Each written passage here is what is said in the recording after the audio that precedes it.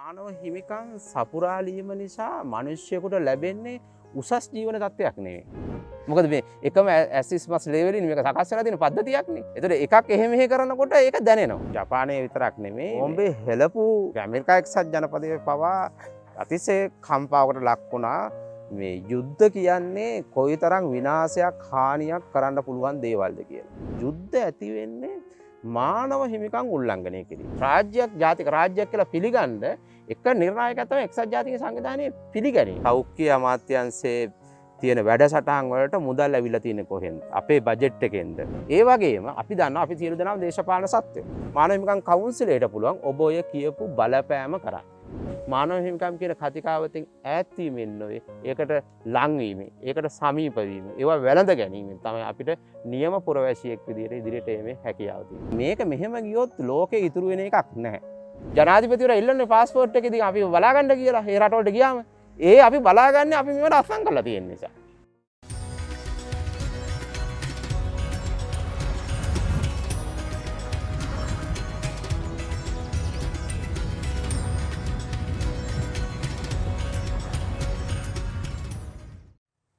අයිබුවන් ලාංකේය සමාජ සරසවිය දූපතේ අපි නිෂ්පාදක කණ්ඩායම සමාජ ආර්ථික දේශපාලන දැනුම රැගෙන ඒ දැනුම සොයායන ගමනේ සුවිශේෂී චරිතයක් මුණ ගැසීම සඳහා අද දින අපි පැමිණියා. මේ පැමිණි ගමන තුල අපිට මුණ ගැහෙනවා අපූර්ව චරිතයක්. ඒ තමයි කැලණි විශ්වවිද්‍යාලයේ දේශපාලන විද්‍යා අධ්‍යයනාංශයේ ජ්‍යෙෂ්ඨ කතිකාචාර්ය ආචාර්ය සම්පත් රාජපක්ෂ මහතා.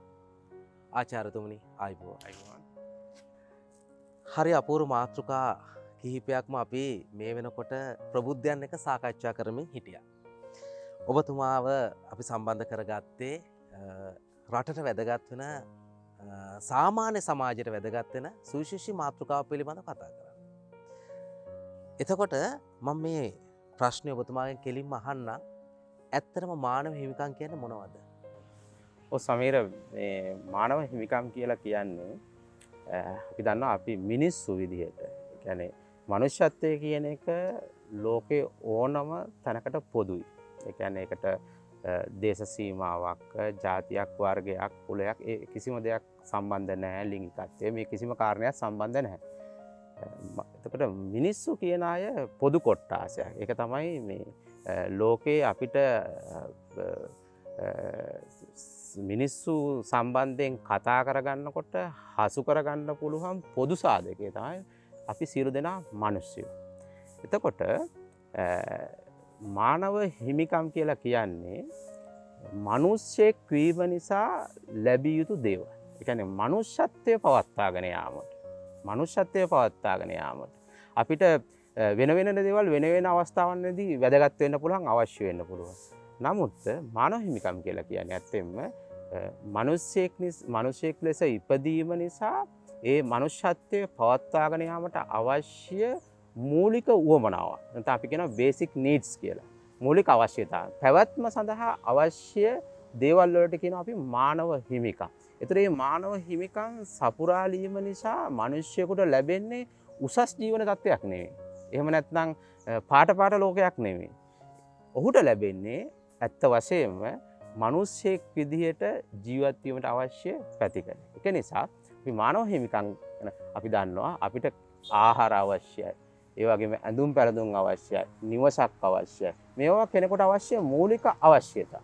එතකොට නිවසක් කියන මහා මන්දිරයක් කියලා කියන්නේ මානව හිමිකම් වලට සම්බන්ධ කාරණයක් නෙවෙයි. නිවසක් කියන්නේ හිසට සෙවණක්. ඇඳුම් පැළඳුම් අපිට අවශ්‍යයි. නමුත් ඇඳුම් පැළඳුම් වල අපි දන්නවා විශාල ආයිත්තම් තියෙනවා, ආභරණ තියෙනවා. ඒව නෙමෙයි මානව හිමිකම තමයි. අපිට වස්ත්‍රයක් විලිවසා ගැනීම සඳහා ඇඳුම් පැළඳුම් අපිට අවශ්‍යයි. අපි කෑම බීම අවශ්‍යයි ජීවත් වීම සඳහා. නමුත් අපිට හොඳ පාංශු දේහධාරී ශරීරයක් ගොන්නාම නම් වෙනත් ආහාර පාන අවශ්‍යයි. ශක්තිජනක පාන වෙන්න පුළුවන් ආහාරවල. නමුත් මෙතනදී අවශ්‍ය අපේ පන්නනල ගැට ගසා ගන්නට අවශ්‍ය ආහාර පාන. මේවා තමයි අතරම මානව හිමිකම් කියලා කියන්නේ. ඒ මානව හිමිකම් මනුෂ්‍යත්වයක් මිනිසෙක් නිසා අවශ්‍ය වෙන දේවල් ඒක නිසා ඒවා සමස්ත ලෝකයේම පොදු කාරණේ මානව. දැන් අපි දන්නවා සර් ලෝකේ මානව සංහතිය මේ මිනිස් නිදහස සඳහා විවිධ අරගල කරලා තියෙනවා. අපි ගොඩක් වෙලාවට මේ දේශපාලන අරගල පිළිබඳව කතා කරන්න ගන්න යුරෝපා සමාජය තුළින් විශේෂයෙන්ම 1215 මැග්නා කාටා ගිවිසුමත් සමහර තැන්වලදී මානව හිමිකම් සම්බන්ධව තියෙන ශේෂ්ත්‍රයක් විදිහට කතා කරන්න පුළුවන් වෙනවා. එතකොට මේ ලෝකේ මේ දේශපාලන වශයෙන් අපි ගමන් මාර්ගය තුල මේ මානව අයිතිවාසිකම් කියන දේවල් මේ මානව හිමිකම් කියන දේවල් අයිතිවාසිකම් කියන දේවල් වල ඒ මොන වගේ ඓතිහාසික පැවැත්මක්ද තියෙන්නේ කොතනින්ද මේක අපිට ආරම්භ වෙන්නේ හා විකාශනය වෙලා අපිට ලැබෙන්නේ කියන කාරණාව පැහැදිලි කරගන්න පුළුවන්ද?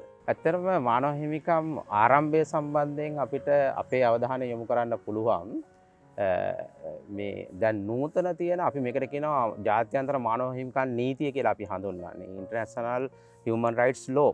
මේක තමයි රාජ්‍යන්ගේ හැසිරීම පාලනය සඳහා නූතනයේ භාවිතා කරන්නේ. නමුත් මේ නූතන මානව හිමිකම් නීතිය එනතම් නූතන මානව හිමිකම් කතිකාවත ගොඩනැගෙන්න පෙර ඇත්තටම මේක මේ දැන් අපි මේක ගන්නේ බටහිර සංකල්පයක් විදිහට අපි ලාංකිකයින් විදිහට හඳුනාගන්නේ. නමුත් මේක ඇත්තටම පෙරදිග ආගමික මතවාදවල පෙරදිග දාර්ශනිකයින්ගේ කතිකාවත් තුළ විශේෂයෙන්ම මානව හිමිකම් පිළිබඳව සංවාදයක් අන්තර්ගත වෙලා තියෙනවා. උදාහරණයක් විදිහට අපිට බෞද්ධ මානව හිමිකම් සම්බන්ධ සාකච්ඡාවක් තියෙනවා. ඒ කියන්නේ බුදුදහම තුලත් මානව හිමිකම් පිළිබඳ බුදුහාමුදුරුවෝ දේශනා කරලා තියෙනවා. නූතන මානව හිමිකම් වලට අදාළ කාරණා. ඒ වගේම තමයි අපි ක්‍රිස්තියානි ආගමිකයන්ට අනිකුත් ආගම් වලත් මේ සම්බන්ධව සාකච්ඡාවක් තියෙනවා. එතකොට මුලින්ම මානව හිමිකම් පිළිබඳව ඇත්තටම ඇතුළත් වෙන්නේ දාර්ශනික කතිකාවත්. ඒ වගේම ආගමික කතිකාවත්. ඔබ කිව්ව ආකාරයට 1215 මැග්නා කාටා ගිවිසුම තමයි නූතන මානව හිමිකම් වල ලිඛිත ප්‍රකාශනය බවට පත් වෙන්නේ. ඒ වගේම ප්‍රංශ විප්ලවය, ඒ වගේම ඇමරිකානු අයිතිවාසිකම් පනත මේ වගේ කාරණා වලින් තමයි නූතන මානව හිමිකම් වලට අවශ්‍ය ලිඛිත පසුබිම නැත්නම් විවස්ථාමය නෛතිකමය පසුබිම සකස් වෙලා තියෙන යුරෝපේ. එතකොට දැන් වර්තමානයේ වෙනකොට ඇත්තටම මේ මානව හිමිකම් කියන මේ කාරණය වඩාත් සාකච්ඡාවට සහ ශාස්ත්‍රීය වශයෙන් කරනු ලැබුව අධ්‍යයනවල ප්‍රතිඵලයක් විදිහට මේක සමස්ත ලෝකයේම වැළඳගත යුතු සහ වැළඳ ගැනීමට ලක් වෙලා තියෙන ශාස්ත්‍රයක් විදිහට ඉදිරියට අවිල්ලා තියෙනවා. ඒ විතරක් නෙමෙයි වර්තමානයේ වෙනකොට අතීතයට වඩා අතීතයේදී අපි මානව හිමිකම් සුරක්ෂිත කිරීම ආගමික කාර්යභාරයක්. එහෙම නැත්නම් අපේ සදාචාරාත්මක කාරණාවලට සම්බන්ධ ආචාර ධාර්මික කාරණයක් වෙනවා. නමුත් වර්තමානයේදී මේ මානව හිමිකම් කියලා කියන්නේ යම්කිසි රටක් ජාතියක් කොයිතරම් ශිෂ්ටද කියලා. කොයිතරම් හැදියාවක් තියෙනවද? කොයිතරම් සිවිලයිස් වෙලා තියෙනවද කියලා ලෝකයට ප්‍රකාශ කරන්න තියෙන නිර්ණායකයක්. මේක ඇවිල්ලා යම්කිසි රටක ප්‍රජතන්ත්‍රවාදී බව ඒ රටේ පුරවැසියන්ට රාජ්‍ය කොයිතරම් සලකනවාද කියන කාරණය, ඒ වගේම පුරවැසියන් අතර සම්බන්ධතා කොයිතරම් වඩාත් හොඳින් සුමට විදිහට ගලා යනවාද කියන කාරණය තේරුම් ගැනීමට මේ ආදි වශයෙන් වර්තමානයේදී මේක ඇත්තටම රාජ්‍ය පාලනයේ හොඳ නරක විනිශ්චය කිරීම සඳහා භාවිතා කරන නිර්ණායකයක් විදිහට. ඒ වගේම රටක් අනෙක් රටවල් සමග ගනුදෙනු කිරීමේදී රටක් ආයෝජන ලබා ගැනීම සම්බන්ධයෙන් වෙන්න පුළුවන්. එහෙම නැත්නම් රටක් ජාත්‍යන්තර වශයෙන් තමන්ගේ ප්‍රතිරූපය ගොඩනගා ගැනීම සම්බන්ධයෙන් වෙන්න පුළුවන්. මේ සියලුම අවස්ථාවන්හිදී වර්තමානයේදී මානව හිමිකම් කියන ඒවා අර දර්ශනය සහ ආගම තුල මතු කළ මානව හිමිකම් කතිකාවතට වඩාත් පුළුල් ශාස්ත්‍රයක් ඔස්සේ ගමන් කරලා තියෙනවා කියන කාරණේ පවසන්න පුළුවන්. දැන් අපි මානව හිමිකම් ගැන කතා කරන කොටස ගොඩක් වෙලාවට දැන් අර පිස්සල හරි අපූර්වට ඔබතුමා පැහැදිලි කරලා දුන්නා මේ ජාත්‍යන්තර වෙළඳාම කියන්නේ විදේශ ආයෝජකයෙක් පවා එන්නේ රටක තියෙන අයිතිවාසිකම් ටික බලලා. එතකොට දැන් අපි රටින් රටට ගත්තත් අයිතිවාසිකම් වෙනස් වෙන මූලික අයිතීන් මානව අයිතිවාසිකම් කියන එක මම හිතන්නේ ලෝකයේම එකම ධර්මතාවයක් තුළ ඉන්න උත්සාහ කරනවා. දැන් ඇත්තටම පුරවැසියෝ දැන් අපේ සමාජයට අපි අදාළ ගමු පුරවැසියන්ට ඇත්තටම අපේ රටේ මානව හිමිකම් පිළිබඳ අවබෝධයක් තියෙනවද? ඒ කියන්නේ ඔවුන් ඇත්තටම මොන වගේද මොන ශේෂ්ත්‍රවලද ඔවුන්ට මේ අයිතිවාසිකම් ටික තියෙන්නේ කියන කාරණාව හා ඇයි ඔවුන් අවබෝධයක් ලබා ගත යුත්තේ කියන කාරණාව පිළිබඳ පැහැදිලි කරගත්තොත්. ඔව්. ඇත්තටම අපි මුලින් හඳුනාගත්ත ආකාරයටම මිනිස්සෙක්ගේ මිනිසාගේ නැත්නම් රටක පුරවැසියාගේ පෞරුසත්වය ගොඩනැගීම. අපි දන්න අපේ ශාරීරික භෞතික වශයෙන් අපි වර්ධනය වීමට ගොඩනගා ගැනීමට ආහාර පාන ඒ දේවල් තමයි අපිට අවශ්‍ය වෙන්නේ. නමුත් පුජ්‍යලයේගේ අයිතිවාසිකම් මානව හිමිකම් සුරක්ෂිත වෙන පසුබිමක් තුළ ඔහු ජීවත් වෙනවා කියලා කියන්නේ ඔහු වඩාත් හොඳ පෞරුෂත්වයක් සහිත සහ ඒ අදාළ රටේ ඔහුගේ ජාතියට ඔහු ආයෝජනයක් බවට පත් වෙනවා. එවැනි පුරවැසියෙක්. ඒ කියන්නේ මානව හිමිකම් තුලින් ඒවා සුරක්ෂිත පසුබිමක් තුල ගොඩනැගෙන පුරවැසියෙක් අනිවාර්යයෙන්ම මේ රටට ඔහු අනිවාර්යයෙන්ම ආයෝජනයක්. දේශපාලන සමාජ ආයෝජනයක් බවට පත් වෙනවා. එතකොට මේ සෑම පුරවැසියෙකුටම මානව හිමිකම් වලට අමතරව ඔබ මතු කරා කාරණයක් මූලික අයිතිවාසිකම් තියෙනවා. මේ දෙක අතර වෙනසක් තියෙනවා. දැන් මානව හිමිකම් කියලා කියන්නේ සමස්ත ලෝකයේ සියලුම පුරවැසියන් සම්බන්ධව කතා වෙන දෙයක්. නමුත් මූලික අයිතිවාසිකම් කියලා කියන්නේ ඒ රාජ්‍ය විසින් ඒ රාජ්‍යයේ ඉපදුන නිසා ඒ රාජ්‍යයේ පුරවැසි භාවය ලබා ගත්ත නිසා ඒ රාජ්‍යයේ පුරවැසියන්ට දරුවන්ට ලැබෙන හිමිකම. ඒක අනිවාර්යයෙන්ම මූලික අයිතිවාසිකම් කියන එක ඒ රටේ මූලික ව්‍යවස්ථාව තුළ අන්තර්ගත වෙනවා. ඒ කියන්නේ අපේ රටේ උදාහරණයක් විදිහට 1978 ආණ්ඩුක්‍රම ව්‍යවස්ථාවේ මූලික අයිතිවාසිකම් පරිච්ඡේදයක් තියෙනවා. ශ්‍රී ලාංකික පුරවැසියන්ට මෙන්න මේ අයිතිවාසිකම් තියෙනවා. මේවා භුක්ති විඳින්න පුළුවන්. මේවා කඩ වුණොත් මෙන්න මේ 126 වෙනි වගන්තිය යටතේ ශ්‍රේෂ්ඨාධිකරණයේ පිටපතන්න පුළුවන්. මේ ආකාරයට විස්තරයක් තියෙනවා. නමුත් ඒවා වෙනත් පිටරට විදේශිකයෙකුට ලංකාව තුළ ඒවා භුක්ති විඳින්න බෑ. හේතුව ඔහු ලංකාවේ පුරවැසියෙක් නොවන නිසා. හැබැයි මානව හිමිකම් කියලා කියන්නේ අපි දන්නවා අපේ මේ පාස්පෝර්ට් එක අපේ ගමන් බලපත්‍රයේ ලියලා තියෙනවා අපි මේ ශ්‍රී ලාංකික පුරවැසියෙක් අපි වෙනුවෙන් ලංකාවේ ජනාධිපතිවරයා ඉල්ලා සිටිනවා මොහුගේ ආරක්ෂාව ලෝකයේ ඕනෑම රටකදී මොහු ආරක්ෂා කරයි මොහුගේ අයිතිවාසිකම් ආරක්ෂා කරයි කියලා බලාපොරොත්තු වෙනවා. ඒ මානව හිමිකම් සම්බන්ධ කතිකාව. දැන් අපි ඇත්තට මේවා කතා කරන්නේ නැහැ. අපි ඒ තරම් අවධානයක් යොමු කරන්නේ නැහැ. මේ මානව හිමිකම් හැම තැනම තියෙනවා. හැම තැනම දැන් උදාහරණයක් විදිහට මේ තාක්ෂණික උපකරණ වෙන්න පුළුවන්. මේ හැම දෙයකම දැන් අපි දන්න මේ ඉදිකිරීම සම්බන්ධ වෙනවා. මේ හැම තැනම මානව හිමිකම්. මේ මත තමයි පදනම් වෙලා තියෙන්නේ. මානව ආරක්ෂාව, මානව සුරක්ෂිතතාවය, මානව හිමිකම්. එතකොට මේ ආකාරයට සෑම ශේස්ත්‍රයක් කෙරෙහිම මානව හිමිකම් පිළිබඳව දෘෂ්ටිය වැටලා තියෙන එක පැත්තකින්. එතකොට පුරවැසියට තමන්ගේ ආණ්ඩුක්‍රම ව්‍යවස්ථාව යටතේ මූලික අයිතිවාසිකම් හිමි වෙනකොට ඒ වගේම ලෝකේ සමස්ත කියන්නේ ගෝලීය පුරවැසියට ඔහුගේ මානව අයිතිවාසිකම් සුරක්ෂිත කිරීම සඳහා විවිධ ගිවිසුම් සම්මුතීන් එක්සත් ජාතීන්ගේ සංවිධානයේ මූලිකත්වයෙන් සකස් කරලා තියෙනවා. එතකොට ඒ යටතේ සිවිල් අයිතිවාසිකම්, දේශපාලන අයිතිවාසිකම්, ආර්ථික අයිතිවාසිකම්, සංස්කෘතික අයිතිවාසිකම් ඒ විතරක් නෙමෙයි කණ්ඩායම් අයිතිවාසිකම් කියලා දෙයක් තියෙනවා. කාන්තාවන්ට සම්බන්ධ කාන්තා අයිතිවාසිකම්, ළමයින් සම්බන්ධ ළමා අයිතිවාසිකම්, ඒ වගේම සුළු ජාතීන් සම්බන්ධ සුළු ජාතික අයිතිවාසිකම් කියලා කියනවා. අපි මේවට කණ්ඩායම් අයිතිවාසිකම් කියනවා. ඒතර මානව හිමිකම් සුරක්ෂිත කිරීම පිළිබඳව කතිකාවත. ඒ නැත්නම් ඒක මානව හිමිකම් ආරක්ෂා කරන්න ක්‍රියාත්මක කිරීමේ සැලැස්ම ඇත්තටම ගෝලීය වශයෙන්, කලාපීය වශයෙන් සහ දේශීය වශයෙන් තියෙනවා. දේශීය වශයෙන් ඒ සඳහා යාන්ත්‍රණයක් සකස් වෙලා තියෙනවා. එතකොට ඔබ අහපු ප්‍රශ්නේ තමයි ඇයි පුරවැසියෝ එහෙම නැත්නම් අපි මානව හිමිකම් පිළිබඳ දැනුමක් ලබා ගත යුත්තේ සහ අපිට කොහොමද ඒක වැදගත් වෙන්නේ කියන කාරණේ. ඇත්තටම අපේ පුජ්‍යලිකව එක පැත්තකින් අපේ පුජ්‍යලික ජීවිතේ වර්ධනය කරගන්න ගොඩනගන්න මම කිව්ව මානව හිමිකම් අවශ්‍ය නැහැ කියලා. අපේ පෞරුෂත්වය වෙන්න පුළුවන් සහ අපේ එදිනෙදා කටයුතු පවත්වාගෙන යාම සම්බන්ධයෙන් ඒ වගේම වඩාත් හොඳ පුරවැසියෙක් විදිහට ගොඩනගෙන්න අපිට මානව හිමිකම් කියන දේවල් අවශ්‍යයි. ඒ වගේම අපි දන්නවා අපි සියලු දෙනාම දේශපාලන සත්වයෝ. අපි ජීවත් වෙන්නේ දේශපාලන පසුබිමක, දේශපාලනය කරනු ලබන රාජ්‍යයක, සෑම තැනම දේශපාලන විහිදලා තියෙන පසුබිමක. එතකොට පුරවැසියෝ විදිහට අපිට අවශ්‍යයි අපි රාජ්‍යයක් වුණත් ගොඩනගාගෙන තියෙන්නේ අපේ ජීවිතයේ සුඛිත මුදිත කරගන්න. ඒක තමයි අවසාන වශයෙන් අපි විග්‍රහ කරොත් අපිට. එතකොට රාජ්‍යයෙන් අපිට හිමි යුතු දෙයක් තමයි. රාජ්‍ය අපිව රැක බලා ගන්න. අපේ ජීවිතේට වග කියන්න ඕන. එතකොට අපි දැනගෙන ඉන්න ඕනේ එහෙමනම් මානව හිමිකම් පිළිබඳව දිගපළල අපි දැනගෙන ඉන්න ඕන. අපිට හිමි යුතු අයිතිවාසිකම් පිළිබඳව අපිට තියෙන හැඟීමක්. අපි ඒ හැඟීම තුළින් සහ ඒ විතරක් නෙවෙයි රාජ්‍ය සහ අපි ගනුදෙනු කරන්නේ මේ ඔස්සේ. රාජ්‍යයත් එක්ක අපි සම්බන්ධ වෙන්නේ මේ මානව හිමිකම් අයිතිවාසිකම් ඔස්සේ. වෙන සම්බන්ධ වීමේ ක්‍රමවේදයක් නැහැ. අපි රාජ්‍ය පත් කරගන්නවා, රාජ්‍ය තෝරාපත් කරනවා, රාජ්‍ය ගොඩනගාගෙන තියෙනවා. ඒතර රාජ්‍ය පෙරලා රාජ්‍යයට පැවරුණ කාර්යභාරය තමයි මේක. අපේ ජීවිත ආරක්ෂා කරන්න, අපේ දේපල ආරක්ෂා කරන්න, අපේ නිදහස ආරක්ෂා කරන්න, අපේ කතා කිරීමේ නිදහස ආරක්ෂා කරන්න. එතකොට රාජ්‍යය තමයි මේක කරන්න පුළුවන් අනිත් පැත්තේ. වෙන කිසිදු ආයතනයක් පුජ්‍යලික ආයතනයකට හෝ වෙනත් කිසිදු රටකට හෝ බෑ තමන්ගේ පුරවැසියන්ගේ අයිතිවාසිකම් ආරක්ෂා. රාජ්‍යයට මේක කරන්න පුළුවන් වෙලා තියෙන්නේ ඇත්තටම රාජ්‍ය තමයි සියලුම පුරවැසියන් පිළිබඳව සංකල්පීමේ වශයෙන් ගත්තොත් සමානත්වතාවයෙන් යුක්තව තමන්ගේ පුරවැසියන් දිහා බලන්නේ රාජ්‍ය. ඒක නිසා අපි අනිවාර්යයෙන්ම මානව හිමිකම් දැනගත යුත්තේ මානව හිමිකම් පිළිබඳ අවබෝධයක් අපිට අවශ්‍ය වෙන්නේ. ඇත්තටම අපි වඩාත් හොඳ පුරවැසියෙක් වශයෙන් ජීවත් වෙන්න.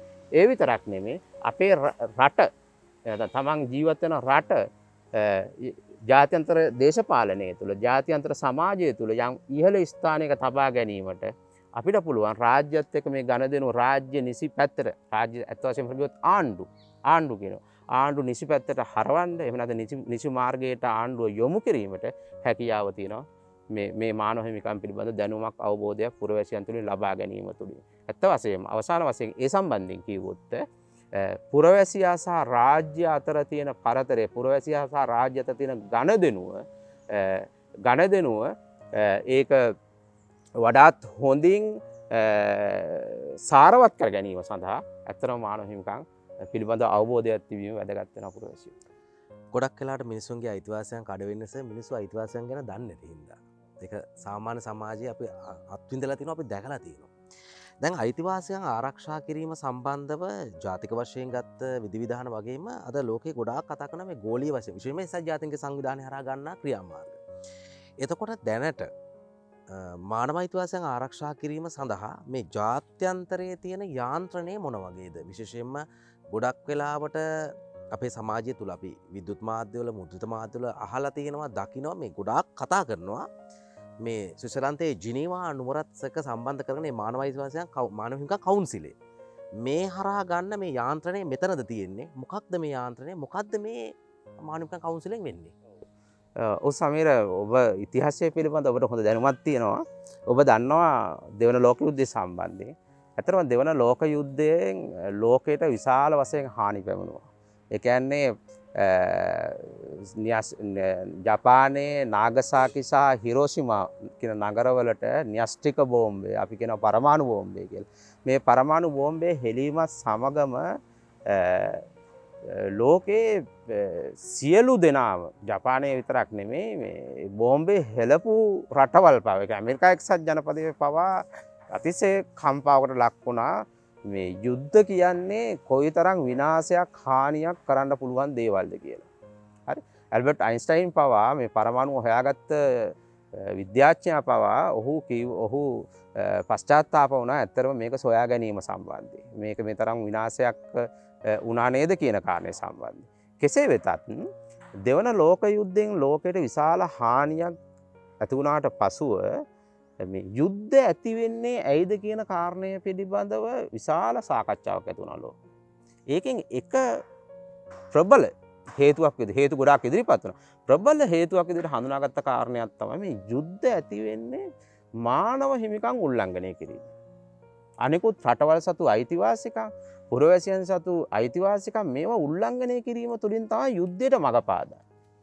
ඒක නිසා ගෝලීය පාලනයක් පිළිබඳ ලෝක පාලනයක් පිළිබඳව යම් කිසි වැඩසටහනක් ආරම්භ කරනවා නම් ඒ වැඩසටහනේ පදනම බවට මානව හිමිකම් පත්විය යුතුයි කියන යෝජනාව ඉදිරිපත් වෙනවා. හරි. ඒ අනුව සෑන් ෆ්‍රැන්සිස්කෝ නුවර එකතු වුණු ලෝක නායකයන් ඒ කියන්නේ දෙවන ලෝක යුද්ධයෙන් ජයග්‍රහණය කරපු ඇමරිකා එක්සත් ජනපදය, ප්‍රංශය, බ්‍රිතාන්‍ය, රුසියාව මිත්‍ර පාර්ශවය මේගොල්ලෝ සාකච්ඡා කරා මෙහෙම මේ ලෝකයේ බොහොම අනධිකාරී ස්වභාවයක් තියෙන පාලනය කරන කිසිවෙක් නැහැ. රටවල් රාජ්‍යයන් තමන්ගේ ස්වාධිපත්‍ය බලය තියෙනවා, තමන්ට අයිතියක් තියෙනවා. ඒක නිසා අවි ආයුධ නිෂ්පාදනය කරනවා, රසායනික ආවි, ජීව විද්‍යාත්මක ආවි, න්‍යෂ්ටික ආවි, විශාල වශයෙන් බෝම්බ මූණිස්සන් විශාල වශයෙන් නිෂ්පාදනය කරනවා, බෙදා හරිනවා, අත්පත් කරගන්නවා, ගබඩා කරනවා. මෙහෙම තත්ත්වයක් තියෙන ලෝකෙ. එතකොට මේක මෙහෙම ගියොත් ලෝකේ ඉතුරු වෙන එකක් නැහැ. හරි. ඒක නිසා වහවහ පියවර ගත යුතුයි.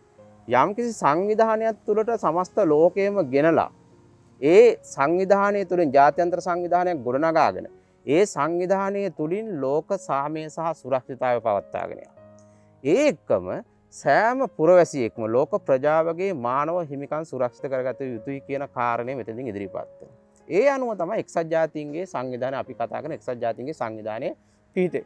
එතකොට එක්සත් ජාතීන්ගේ සංවිධානය පිහිටවන්නේ එක්සත් ජාතීන්ගේ ප්‍රඥප්තිය අපි කියන එකට වරපත්‍රය කියලා. මේක විවස්ථාව එක්සත් ජාතීන් සංවිධානය. මේ මත තමයි එක්සත් ජාතීන් සංවිධානය පිහිටවන්නේ. එතකොට මේ එක්සත් ජාතීන්ගේ ප්‍රඥප්තියේ සඳහන් වෙලා තියෙනවා එක්සත් ජාතීන්ගේ සංවිධානය කටයුතු කරන්නේ මූලධර්ම විදිහට සලකන්නේ ලෝකයේම මානව හිමිකම් සුරක්ෂිත කිරීම කියන කාර්යය. එතකොට එහි ප්‍රමුඛ කාර්යයක් බවට පත් වෙනවා මානව හිමිකම් සුරක්ෂිත කිරීම, ආරක්ෂා කිරීම. ඒ අනුව යමින් තමයි 1946 වර්ෂයේදී එක්සත් ජාතීන්ගේ සංවිධානයේ යටතේ මානව හිමිකම් කොමිසම කියලා කොමිසමක් ස්ථාපිත වෙනවා. මේක තමයි වර්තමානයේ අපි හඳුන්වන්නේ එක්සත් ජාතීන්ගේ මානව හිමිකම් කවුන්සලය කියලා. 2006 වර්ෂයේ අපි දන්නවා එක්සත් ජාතීන්ගේ සංවිධානයේ මහලේකම්වරයා වශයෙන් කටයුතු කරේ කොෆි අනන් මහතා. ඔහු අප්‍රිකානු ජාතිකයෙක්. කොෆි අනන් මහතා. ඔහු ලෝක සාමය ඇති කිරීම සම්බන්ධව මානව හිමිකම් සුරක්ෂිත කිරීම සම්බන්ධව විශාල කාර්යභාරයක් කරපු පුද්ගලයෙක්.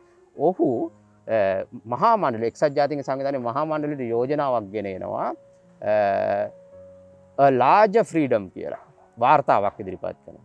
මේ වාර්තාවේ සඳහන් කරනවා මානව හිමිකම් කොමිසම ලෝකයේ දැන් පවතින මානව හිමිකම් උල්ලංඝනය කිරීම වලට මේ රාජ්‍යංගයේ හිතුවක්කාරී ක්‍රියාකාරකම් වලට එරෙහිව ක්‍රියාත්මක කිරීමට අවශ්‍ය සක්‍රීය යාන්ත්‍රණයක් ඒ තුල නැහැ කියන කාරණය ඉදිරිපත් කරනවා.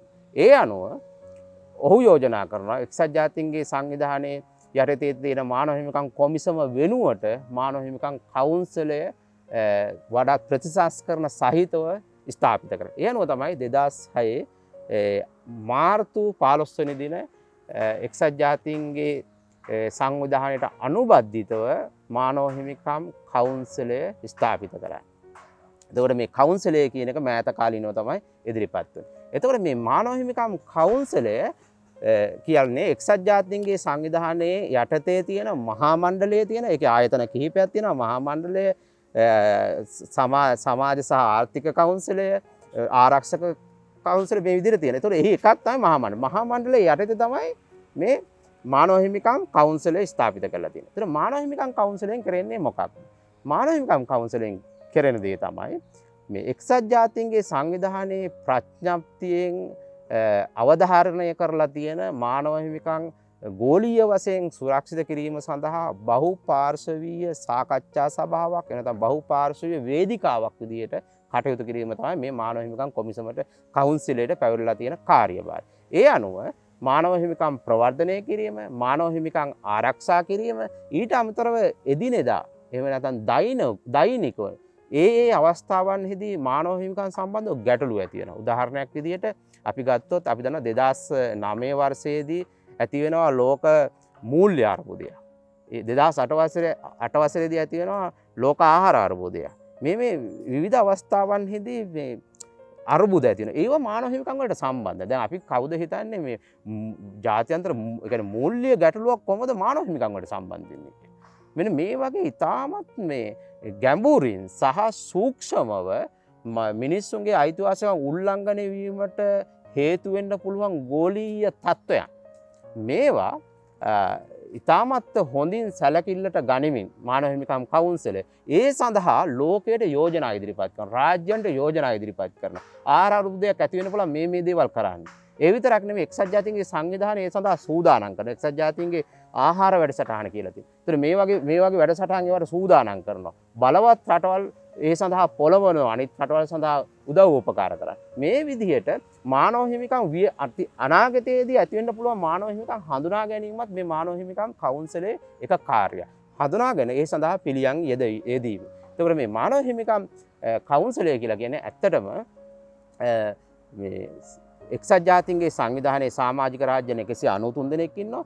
මේ 193 දෙනා එනත මේ රාජ්‍යන 193 ජීවත් වෙන පුරවැසියන් සම්බන්ධයෙන් විවිධ සමාජ කණ්ඩායම් ඉන්නවා. මේ වාර්ගික වශයෙන්, ආගමික වශයෙන්, භාෂාත්මක වශයෙන් විවිධ බහු වාර්ගික තත්ත්වයක් තියෙන රටවල. ඒතකොට මේගොල්ලොන්ගේ මානව හිමිකම් සුරක්ෂිත කිරීම පිළිබඳව ඒ සඳහා එක්සත් ජාතික සංවිධානයේ ප්‍රඥප්ති සකස් කරලා තියෙනවා. එක්සත් ජාතීන්ගේ සංවිධානයේ මානව හිමිකම් පිළිබඳව ගැටලුව ආමන්ත්‍රණය කිරීම සඳහා එක පැත්තකින් සාකච්ඡාමය යාන්ත්‍රණයක් තියෙනවා. අනිත් පැත්තෙන් ගිවිසුම්ගත යාන්ත්‍රණය කියන ගිවිසුම් ප්‍රමාණයක් තියෙනවා. මේ පැත්තෙන් තියෙනවා ආයතන පද්ධතිය. ඒ ආයතන පද්ධතිය උඩින්ම තියෙන්නේ මානව හිමිකම් කවුන්සිලේ. ඒතොර ඒක මානව හිමිකම් කවුන්සිලෙට පැවරෙන්නේ මේ ගිවිසුම් වලට මේ පැත්තෙන් තියෙන ගිවිසුම්ගත යාන්ත්‍රණයට අත්සන් කරලා තියෙන අර සමාජික රාජ්‍යයන් 193 දෙනා. ඒතොර මේ ගිවිසුම් වල තියෙන සඳහන් උදාහරණයක් විදිහට 1966 සිවිල් සහ දේශපාලන අයිතිවාසිකම් පිළිබඳ එක්සත් ජාතීන්ගේ අන්තර්ජාතික සම්මුතිය. ඒතොර මේකට ශ්‍රී ලංකාවත් අත්සන් කරලා තියෙනවා. ඒතොර එහි සඳහන් මානව හිමිකම් සුරක්ෂිත කිරීම සඳහා රටවල් කොයිතරම් කැප වෙනවද කොයිතරම් කටයුතු කරනවද අන්න ඒ පිළිබඳව විමර්ශනය කිරීම ඒ පිළිබඳව සැලකිලිමත් වීම ඒ විතරක් නෙමෙයි ඒවා උල්ලංඝනය කරනවා නම් ඒ රාජ්‍යයන් ඒ උල්ලංඝනය කිරීමෙන් වළක්වා ගැනීම සඳහා අවශ්‍ය යෝජනා ඉදිරිපත් කිරීම මේ වගේ කාර්යභාරයක් තමයි ඇත්තටම මානව හිමිකම් කවුන්සිලෙන් සිද්ධ වෙන්නේ. අපි හොඳ තැනකට ආවා ආචාර්යතුමනි. දැන් මේ මානව හිමිකම් කවුන්සිලෙන් දැනට ලෝකේ රටවල් පිළිබඳව මොනහරි කියන්නේ ඔවුන් කරලා තියෙන හෙළිදරව් හෝ ඔවුන් මැදිහත් වෙච්ච අවස්ථා තියෙනවා. දැන් උදාහරණයක් විදිහට ඔය කියන විදිහට 2006 වෙනි වර්ෂය වල තමයි ඒක මානව හිමිකම් කවුන්සිලේ බවට පරිවර්තනය වෙන්නේ. දැන් රුවන්ඩා අර්බුදයක් ආවා. අප්‍රිකාවේ ගෝත්‍රික ගැටුම් ආවා. තව රටවල විශාල වශයෙන් සිවිල් ගැටුම් ආවා. ඒතර එවැනි අවස්ථාවලට ඔවුන්ගේ සක්‍රීය දායකත්වය මොන වගේද දීලා තියෙන්නේ හා මොනවද ඔවුන්ට ගන්න පුළුවන් ක්‍රියාමාර්ග? ඇත්තෙන්ම අපි මානව හිමිකම් කවුන්සිලේ ක්‍රියාකාරීත්වය පිළිබඳව කතා කරනකොට ඔය ඔබ කිව් කාරණය මොනවද මානව හිමිකම් කවුන්සිලයට කරන්න පුළුවන් කියන කාර්යය. කුමන ආකාරයේ බලපෑමක්ද මානව හිමිකම් උල්ලංඝනය කරන ලබන රාජ්‍යයන් වෙතට මුදා හරින්න පුළුවන් කියන කාර්යය. එතකොට මානව හිමිකම් කවුන්සිලය සැසිවාර දෙවර්ගයක් තියෙනවා. අපි සෙෂන්ස් කියලා කියනවා. එකක් තමයි විධිමත් සැසිවාර. ඒක මාර්තු මාසේ ජූනි මාසේ සහ සැප්තැම්බර් මාසේ හැම අවුරුද්දකම පැවැත්වෙනවා. මේක දිගටම යනවා. ඒක අපි ලංකාවේ පහුගිය දවස්වල ලංකාවට පෙරහුව යෝජනාව සම්මතුනේ එවැනි සැසිවාරය. ඒ වගේම සුවිශේෂී මානව හිමිකම් කඩවීම් සම්බන්ධ ලෝකයේ කුමන හෝ ස්ථානයක ඕනෑම අවස්ථාවක පුළුවන් මානව හිමිකම් කවුන්සිලයට 3/2 කැමැත්ත ඇතුව මානව හිමිකම් කවුන්සිලයේ සමාජික රාජ්‍යයන් 47 දෙනෙක් ඉන්නවා. අපි ඒකත් පැහැදිලි කරගන්න එක හොඳයි මම හිතන්නේ 47 දෙනෙක් රාජ්‍යයන් ඉන්නවා. මේ 47 බෙදිලා ගිහිලා තියෙන්නේ කලාපීය වශයෙන්. ඒ කියන්නේ අප්‍රිකානු කලාපයට 13ක් ආසියා පැසිෆික් අපි අයත් වෙන කලාපයට 13ක් තියෙන සමාජිකයින් සම්බන්ධ වෙනවා. ඒ වගේම නැගෙනහිර යුරෝපයට 6ක් ලැබෙනවා. ඒ වගේම අප්‍රිකානු සහ ලතින් ඇමරිකානු සහ කැරීබියන් දූපත් රාජ්‍යයන් වෙතට 6ක් ලැබෙනවා. සහ බටහිර යුරෝපය සහ වෙනත් රටවල් සඳහා නැවත 7ක් ලැබෙනවා. මේ විදිහට තමයි 47 බෙදිලා ගිහිල්ලා තියෙන්නේ. එතකොට මේගොල්ලොන්ගේ 3/2ක් සම්මත කරනවා විශේෂ අශිවාරයක් ඕන අවස්ථාවක පවත්වන්න පුළුවන්. ඒතර මේකේ ඡන්දය කියන එක ඉතාම වැදගත්. මේ කටයුතු කිරීම. දැන් අපි අර මුලින් මොකද්ද මෙයාට කරන්න පුළුවන් කියන කාරණේ පැහැදිලි කරගන්න ඉස්සෙල්ලා මේක වැඩ කරන්නේ කොහොමද කියන එක. එතකොට මේ සාමාන්‍ය සැසිවාර එහෙම නැත්නම් අපි කිව්වේ අර විධිමත් සැසිවාර රෙගියුලර් සෙෂන්ස් කියන ඒවා මේවා ඒතර අවුරුද්දකට 3ක් තියෙනවා. එතකොට මේ මානව හිමිකම් කවුන්සිලයට ඕනෑම පුජ්‍යලයකුට කණ්ඩායමකට රාජ්‍ය නොවන සංවිධානයකට සිවිල් සංවිධානයකට පුළුවන් පැමිණිල්ලක් ඉදිරිපත් කරන්න.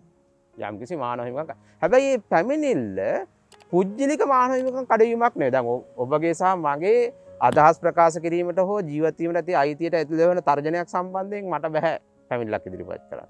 ඒක යම් කණ්ඩායමකට බලපාන්න ඕන. ඒ කියන්නේ ප්‍රජාවකට කණ්ඩායමකට බලපාන්න ඕන. අපි කිව්වොත් දැන් උදාහරණයක් විදිහට අපේ රටේ දෙමළ ප්‍රජාවට මොකක් හරි ප්‍රශ්නයක්. එහෙම නැත්නම් කාන්තාවන්ට අපේ රටේ මොකක් හරි ප්‍රශ්නයක්. මානව හිමිකම් ළමුන්ට. ඒ වගේ කාරණයක් සම්බන්ධයෙන් සමස්තයකට බලපාන කාරණයක් වෙන්න පුළුවන්. පැමිණිල්ලක් ඉදිරිපත් කරාට පසුව ඒක පිළිවෙලක් තියෙනවා කොහොමද ඉදිරිපත් කරන්න ඕනේ කියලා. එතකොට ඒක මේ මානව හිමිකම් කවුන්සිලය තුළ විශාල වශයෙන් සාකච්ඡාවට භාජනය වෙනවා. මේකේ තියෙනවා නවත කමිටු දෙකක් තියෙනවා. සංනිවේදන කමිටුව සහ තත්ත්ව පරීක්ෂක කමිටුව කියලා නැත්නම් සිටුේෂන් කමිටි කියලා එකක් තියෙනවා. ඒතර මේ දෙකේම සැලකිල්ලට යොමු කිරීමෙන් අනතුරු මේකට අපි කියනවා ඩබල් ස්ටෑන්ඩඩ්. එහෙම නැත්නම් දිත්ත ප්‍රමිතිගත විදිහට තමයි මේවා දිහා බලන්නේ. ඒ කියන්නේ පැමිණිල්ලක් ඉදිරිපත් කරපු පමණින්ම ඒ සම්බන්ධව සාකච්ඡා කිරීමක් හෝ විභාග කිරීමක් සිද්ධ වෙන්නේ නැහැ. ඒ තොරතුරු අනිවාර්යයෙන්ම මානව හිමිකම් පිළිබඳ එක්සත් ජාතීන්ගේ මහා කොමසාරිස්වරයා ඉන්නවා. දැන් කොමසාරිස්වරියක් මේ ඉන්නේ මිචල් බැචලේ කියන මහත්මිය. ඒතකොට ඇයටත් යොමු වෙන්න ඕන. එතකොට ඇයට මේ පැත්තෙන් වාර්තාවක් ඉදිරිපත් කරන පැමිණිල්ලක් ඒ වගේම මානව හිමිකම් කවුන්සිලයට ඉදිරිපත් කරන අතර මේ දෙපැත්තම ඒ පිළිබඳ සෑයීමටපත් වෙන්න ඕන. ඉතින් මෙහෙම පැමිණිලි ඉදිරිපත් වුණාට පසුව මේ පිළිබඳව ඔවුන් මේ කමිටුව තුළ කවුන්සිලිය තුළ ඉන්නවා මානව හිමිකම් පිළිබඳව ප්‍රවීණයි. ලෝකේ ඔවුන් ස්වේච්ඡාවෙන් කටයුතු කරන්නේ. අපි ඔය පහුගිය කාලේ යස්මින් සූකා වගේ නම් අපිට ඊටාම සමීප වුණේ ඔහුත් මේ කමිටුවේ සමාජිකයෙක් වීම නිසා. කෙසේ වෙතත් ඔවුන් සලකා බලන මේ සම්බන්ධය. එතකොට ඇත්තට මෙතන තියෙනවා දේශපාලනයකුත් නැතුවා නොවේ. මම කියන්නේ අර 47ක් රාජ්‍යයන් ඉන්නවා මේකේ. ඒතකොට මෙතන ඉන්නවා විවිධ කලාපවල. දැන් උදාහරණයක් විදිහට අප්‍රිකානු සහ ආසියා පැසිෆික් කලාපෙට 26ක් මේ සීට්ස් ආසන වෙන් වෙලා තියෙනවා. ඒතකොට ඒක සැලකිය යුතු ප්‍රමාණයක්. හරි? අපි මේකට කියනවා බ්ලොක් පොලිටික්ස් කියලා. මේක ඇතුලේ තියෙන කඳවුරු දේශපාලනය. හරි? එතකොට දැන් ඇත්තටම අපි ශ්‍රී ලංකාවට එරෙහිව එල්ල වුණු සමහර යෝජනා වලින් අපිට පුළුවන්ව ජයග්‍රහණය කරන්න පුළුවන් වුණා. ඒ ඇත්තටම අපිට තියෙන අර කඳවුරු දේශපාලනය තුළ අපි කොතනද හිටියේ කියන කාරණය මත පදනම් වෙලා තමයි අපි ඒ වගේ ජයග්‍රහණය කරේ එක පැත්තකින්. එතකොට දැන් මෙහෙම පැමිණිල්ලක් ඉදිරිපත් කරාට පසුව ඔවුන් ඒ පිළිබඳව තොරතුරු සොයා බැලීමක් කරනවා. ඒ කවුන්සිලේ තියෙන නීතියක් තමයි පිළිගැනීමක් තමයි සම්ප්‍රදායක් තමයි පැමිණිල්ලක් ඉදිරිපත් කරනකොට පිළිගන්න පුළුවන් තොරතුරු දත්ත මත පදනම් වෙන්න ඕනේ පැමිණිල්ල. ඒකෙහි සඳහන්. ඉන්පසුව ඒ පිළිබඳව සාකච්ඡා කරනවා. ඒ පිළිබඳව විවිධ ආකාරයට සොයා බැලීමක් කරනවා, ඉන්වෙස්ටිගේට් කරනවා. ඊට අමතරව ඒ පැමිණිලි ඉදිරිපත් වුණු රාජ්‍යයට පුළුවන් නැවත ඒ රාජ්‍යයට ඒකට උත්තර දීමට අවස්ථාවක් තියෙනවා. රාජ්‍යයට එරෙහිවනේ මේක ඉදිරිපත් වෙන්නේ. ඒ රාජ්‍යයට පුළුවන් ඒක එහෙම නෙමෙයි මෙහෙමයි කියලා ඔප්පු කරන්න අවස්ථාව තියෙනවා. ඒ වගේම එහෙම අවස්ථාවක් දුන්නාට පස්සේ ඒක මේක පැමිණිලිට භාජනය කරනවාද කියන කාරණය ඇත්ත වශයෙන්ම මහවන හිමිකම් කවුන්සිලයේ තියෙන ඇඩ්වයිසරි කමිටි එක උපදේශාත්මක කමිටුව විසින් තමයි තීරණය කරන්නේ මේකේ තියෙනවාද යමක් විවාහ කිරීම තරම් සුදුසුද කියන කාරණය. ඉන්පනතුරුව මානව හිමිකම් කවුන්සිලයට පුළුවන් ඔබ ඔය කියපු බලපෑම කරන්න. මොකද්ද කරන්නේ? ඔවුන්ට පුළුවන් ඇත්ත වශයෙන්ම මේ ඉදිරිපත් වල පැමිණිල්ලට අනුව අදාළ රාජ්‍ය තුල යම් සමාජ කණ්ඩායමකට හෝ ජනවර්ගයකට හෝ එහි සිවිල් වැසියන්ට පුරවැසියන්ට මානව හිමිකමක් කඩ වෙලා තියෙනවද? ඒ මානව හිමිකම් කඩවීම සම්බන්ධව එක්සත් ජාතීන්ගේ සංවිධානයේ වෙනුවෙන් මානව හිමිකම් කමිටුව කුමක්ද කළ යුත්තේ? ඔබ දන්නවා ලිබියාව සහ සිරියාව. ලිබියාවේ ගඩාෆි යටතේ ලිබියානු පුරවැසියන්ට විශාල වශයෙන් ඔවුන්ගේ මානව හිමිකම් උල්ලංඝනය වුණා. සිරියාවේ තවමත් මේ තත්ත්වයේ තියෙනවා. ලිබියාවේ ගඩාෆි කරන ලැබූ ප්‍රතිසංස්කරණ සහ ඔහු විසින් සිදු කරන ලැබූ මානව හිමිකම් කඩවිරින් වලට එරෙහිව මේ මානව හිමිකම් කවුන්සිලයේ පැමිණිලි විභාග කරලා ඔවුන් යෝජනාවක් ඉදිරිපත් කරා. මානව එක්සත් ජාතීන්ගේ මහා මණ්ඩලයට කිව්වා සලකා බලන්න ලිබියාව එක්සත් ජාතීන්ගේ සංවිධානයේ සමාජිකත්වයේ මහා මණ්ඩලයේ සමාජිකත්වයෙන් ඉවත් කරන්න කියලා. ඔවුන් ඉල්ලා සිටියා. සිරියාව සහ ලිබියාව එක්සත් ජාති සංවිධානයේ මහා මණ්ඩල රටවල් 193 එකක් ලිබියාව සහ සිරියාව කියන දෙක. ඒගොල්ලෝ ඉවත් කරන්න. දැන් මෙතන සමීර අපිට සලකලා බලන්න පුළුවන් ඉතින් අපිට මොකද අපි මහා මණ්ඩලයෙන් ඉවත් කරොත් කියලා. ලිබියාව හෝ සිරියාව ඉවත් කරොත් මොකද්ද වෙන්නේ? ප්‍රශ්නයක් නෑ. අපි ස්වාධීන රටක් අපිට නෙවෙයි. නමුත් ඒක එහෙම නෙමෙයි. හරි? දැන් ලංකාව ගත්තොත් අපේ රටේ අධ්‍යාපනය සෞඛ්‍ය හරි? ඔබට බලන්න පුළුවන් සෞඛ්‍ය අමාත්‍යාංශයේ තියෙන වැඩසටහන් වලට මුදල් ඇවිල්ලා තියෙන්නේ කොහෙන්ද? අපේ බජට් එකෙන්ද? ඒ කියන්නේ අපේ දල ජාතික නිෂ්පාදන වලින් කොටසක් විදියටද? රටේ ජාතික ආර්ථිකයේ කොටසක් විදියට ඇවිල්ලා තියෙන්නේ. ඊට පස්සේ අපේ අධ්‍යාපනයේ සෞඛ්‍යයට විශාල වශයෙන් සෞඛ්‍යයට කොහෙන්ද මේවා ඇවිල්ලා තියෙන්නේ? මේවා ගොඩාක් ඇවිල්ලා තියෙන්නේ එක්සත් ජාතීන් සංවිධාන අනුමැතිය සංවිධානවල. හරි. එතකොට අපි දැන් ඒ වගේ ඒවා ලැබෙන්නේ. අපි එක්සත් ජාතීන්ගේ සංවිධානයේ සමාජිකයෙක් වීම නිසා. අපි එක්සත් ජාතික සංවිධානයේ ප්‍රඥප්තියට අස්සම් කරලා තියෙනවා. මේකේ තියෙන මූලධර්ම, මේකේ තියෙන අරමුණු, මේකේ තියෙන ප්‍රමිති, ආරක්ෂා කරන්න ඒවා තමන්ගේ භූමිය තුල ස්ථාපිත කරන්න ඒ වෙනුවෙන් කැපෙනවා කියලා අපි අත්සන් කළා තියෙනවා. ඒ වගේම විශාල ගිවිසුම් ප්‍රමාණයට අපි අත්සන් කරලා තියෙනවා අපි මේවා කරන්නේ නැහැ කියලා. රයිට්? එතකොට අපි ලෝක ක්‍රමයේ තුල ජාත්‍යන්තර සමාජය තුල රාජ්‍යයන් ශිෂ්ට ජාතියක් බවට ප්‍රදර්ශනය කරනවා. ඔව් අපි මේවා අපි මනුෂ්‍යත්වයට ගරු කරනවා. අපි මිනිසුන්ගේ නිදහසට, සිතීමේ නිදහස, කතා කිරීමේ නිදහස, හෘද සාක්ෂි නිදහස, ඇදහිීමේ නිදහස, ඕනෑම විශ්වාසයක් පවත්වාගෙන යාමට ඇති අයිතිය, ආගමික අයිතිය. අපි මේවා රයිට් අපි කැමති කියලා අපි රාජ්‍යයන් අත්සන් කරනවා. අත්සන් කරාට පස්සේ එතකොට ඒ ක්‍රමයක් ඇත්තටම මේක එක පැත්තකින් ක්‍රමයක්. රයිට්? මේක ක්‍රමයක් කියලා කියන්නේ මේකට අපි කියනවා ජාත්‍යන්තර ක්‍රමය. ජාත්‍යන්තර දේශපාලනය. හරි ඉන්ටර්නැෂනල් සිස්ටම් එකක් මේක. අපි දන්න සිස්ටම් එක කියන්නේ ක්‍රමයක් කියලා කියන්නේ උපක්‍රමත් ගොඩක් තියෙනවා. ඉතින් අපි මේ ප්‍රධාන ක්‍රමේ ලෝක ක්‍රමේ අපි ඒක රාජ්‍යයක් කියලා කියන්නේ එක උපක්‍රමයක්. අංශුවක් අපි. එතකොට මේ ප්‍රධාන ක්‍රමයේ උපක්‍රමයක් විසින් මොකක් හරි එකක් කරනකොට ඒක ප්‍රධාන ක්‍රමයට දැනෙනවා. මොකද මේ එකම ඇසිස්මස් ලේවලින් මේක සකස් වෙලා තියෙන පද්ධතියක්නේ. එතකොට එකක් එහෙ මෙහෙ කරනකොට ඒක දැනෙනවා. දාම් බෝඩ් එකේ ඉත් එක්ක එහෙට මෙහෙට කරනකොට ඒ දාම් බෝඩේ සම්පූර්ණ මේකට මේ පින්තූරයට ප්‍රශ්නයක් ඒක. වෙනසක් වෙනවා. ඒ වගේ තමයි මේක. එතකොට මෙන්න මේක තමයි කරන්න පුළුවන් බලපෑ. එක පැත්තකින් මේ රටවල් 193 අතරින් විශාල වශයෙන් රාජ්‍යයන් ඉන්නේ ඇත්තරම සංවර්ධනය පවතින රටවල්. හරි. ඒතර ඒ රටවලට හැකියාවක් නැහැ තමන්ගේ පුරවැසියන්ගේ ගැටලු නිරාකරණය කිරීම සඳහා. ඒතර ඒක නිසා ඕන් ජාත්‍යන්තර සහාය ආධාර බලාපොරොත්තු වෙනවා. ඒව මත තමයි ගොඩක් මේ රටවල් දුවන්නේ. ඒතර එක පැත්තෙන් ඒක තමයි කරන්න පුළුවන් බලපෑම. අනිත් පැත්තෙන් සමාජිකත්වයේ අහෝසි කිරීම දක්වා යන්න පුළුවන්. ඒතර ඒක ප්‍රශ්නයක්. එක්සත් ජාතික සංවිධානයේ සමාජිකත්වයේ ගන්නවා කියන එක දැන් වර්තමාන ජාත්‍යන්තර දේශපාලනය තුළ රටක පිළිගැනීමට එක හේතුවක්.